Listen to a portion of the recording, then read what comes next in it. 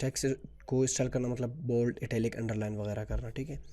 तो HTML में हम लोग क्या यूज़ करते थे, अगर आपको याद होगा तो स्ट्रॉन्ग बोल्ड करने के लिए हम लोग स्ट्रॉन्ग यूज़ करते थे, ठीक है। अब इन बोल्ड करने के लिए स्ट्रॉन्ग और इटैलिक करने के लिए EM यूज़ करते थे और अंडरलाइन के लिए INS यूज़ करते थे, ठीक है। लेकिन अब CSS में कैसे फ़ॉन्ट को स्टाइल की जाती है वो देखते हैं। अच्छा, सबसे पहले मैं इस पैराग्राफ को क्लास देता हूँ बोल्ड के नाम से, बोल्ड की क्लास, ठीक है।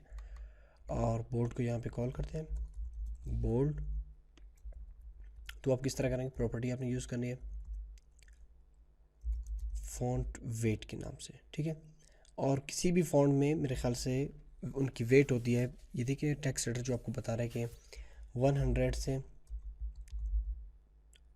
आप 900 तक यूज़ कर सकते हैं, ठीक है। 100 से मतलब बिल्कुल पतला यानी बिल्कुल थिन, और 900 बिल्कुल बोल्ड में आता है, ठीक है। 900 पे मैं आता हूँ, देखिए बोल्ड आ रहा है इसमें।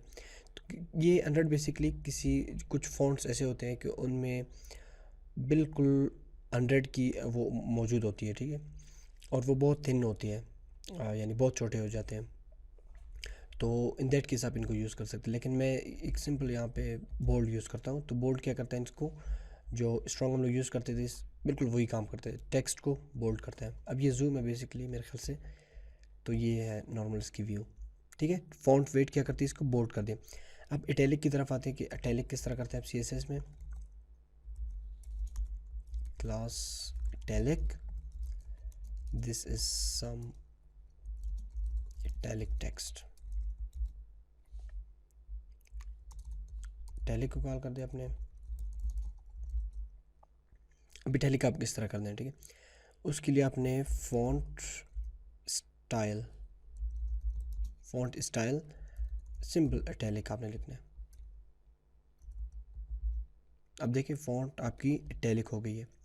इसी तरह अंडरलाइन के लिए आपने क्या करना है, या ये भी आप यूज़ कर सकते हैं कि स्पैन में यूज़ कर लो।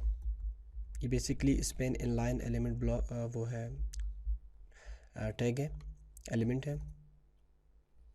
तो ये हम लोग यूज़ करते हैं, ठीक है। मतलब पैराग्राफ या डिव के अंदर किसी भी टेक्स्ट को स्टाइल करने के लिए। अब देखो अगर मैं कोई और डिव वगैरह यूज़ कर दूँ तो वो बेसिकली टेक्स्ट ब्रेक हो जाएगी, तो इसलिए मैं स्पैन यूज़ कर रहा हूँ, क्लास इटैलिक या बोल्ड यूज़ करते हैं, ठीक है। देखिए बोल्ड भी है और इटैलिक भी। मैं सपोज यहाँ पे लिखता हूँ this some text bold and this is some bold and italic text, ठीक है। अच्छा, इसके बाद अंडरलाइन को देखते हैं, या मैं एक पैराग्राफ लिखता हूँ this is some underline text, ठीक है।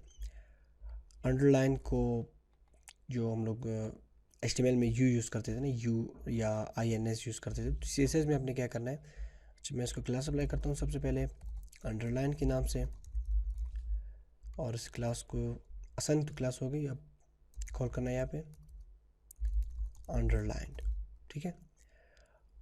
तो क्या प्रॉपर्टी आप यूज़ करना है अंडरलाइन करने के लिए, टेक्स्ट को टेक्स्ट डैश डेकोरेशन।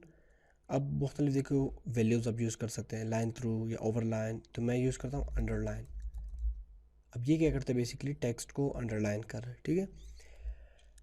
तो ये बेसिकली CSS में टेक्स्ट स्टाइलिंग है। अच्छा, इसके अलावा मैं आपको एक और भी चीज़ बताता चलूँ कि लिंक जब बनाते हैं ना, अगर याद होगा अपने लिंक्स के बारे में, suppose this is underline link, link तो डेफिनेटली अंडरलाइन होते हैं ना बाय डिफ़ॉल्ट। तो आप इस अंडरलाइन को ख़त्म करने के लिए आप क्या करेंगे, ठीक है। ए को सिलेक्ट कर लेंगे, a text decoration none, save, ठीक है। अब इसकी डेकोरेशन चलेगी, बिल्कुल सिंपल वो आ रहा है, ठीक है। तो मज़ीद इस लिंक को वैसे स्टाइल करने के लिए हम नेक्स्ट लेक्चर में, इस नेक्स्ट में तो इसके बाद जो क्लास आ रहा है सेकंड वन, उसमें हम लोग फिर लिंक्स के ऊपर बात करेंगे, बेसिकली लिंक्स को किस तरह स्टाइल किया जाता है। यानी लिंक्स के अपने सीडो एलिमेंट्स होते हैं, ठीक है। सीडो एलिमेंट्स के ज़रिए लिंक्स को स्टाइल करेंगे, और ये बेसिकली फ़ॉन्ट में फिर कहते हैं स्टाइलिंग टेक्स्ट थी, टेक्स्ट को किस तरह स्टाइल करते हैं, बोल्ड, इटैलिक, अंडरलाइन, और लिंक से भी हम लोगों ने अंडरलाइन को ख़त्म कर ली।